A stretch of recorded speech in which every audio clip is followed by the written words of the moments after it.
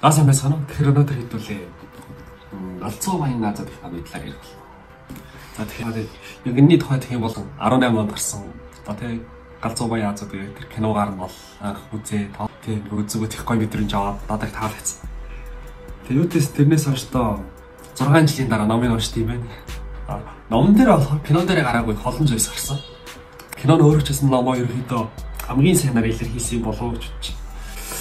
Номыг уншсны дараа гарч юм уу уншиж байгаа үед их юм бол те яг кинон дээр гараагүй зүйл сонирхолтой байсан. Яг хамгийн их нь бол одоо манай гол дүрийн хос одоо хэрхэн танилцдаг талаарч юм уу. Одоо энэ дээр гардаг бас нэг сонирхолтой зүйл бол манай гол дүрийн юм тийм Рэйчел Чүүгийн найз яасан бэ гэхээр ингээд хамтаа эдний гол дүрийн залуугийн очих үедээ ингээд залуу ямар баян бэ гэж бас Рэйчлээс өрсөд бас залуутай нийлжүүл гэж бас боддог. За тэгээд номны маа нэр бол галзуу баян хаац үчтэй. Энэ номны тийм ямар хууц болгон дээр бүлэг болгон дээр бол гол дүрийн залуугийн гэр бүл бол үнэхээр галзуу юм байна. Галзуу баян гэр бүл юм байна гэдгийг бол бүр үнэхээр сайн харуулж чадсан.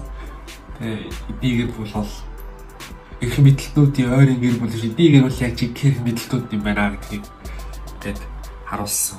Манай залуугийн гэр бүл яг үнэндээ тийм ил тодтой, алдартай баян гэр бүл биш. Маш тийм нууцлагдмал. Одоо энэ янгийн гэр бүл гэдгийг бол бүр нэрээ ойрын өрөөний стажикно дэцийн өрөөний хэдэг хүн л мэддэг. Ерөөсөө тийм маш нууцлагдмал гэр бүл байсан.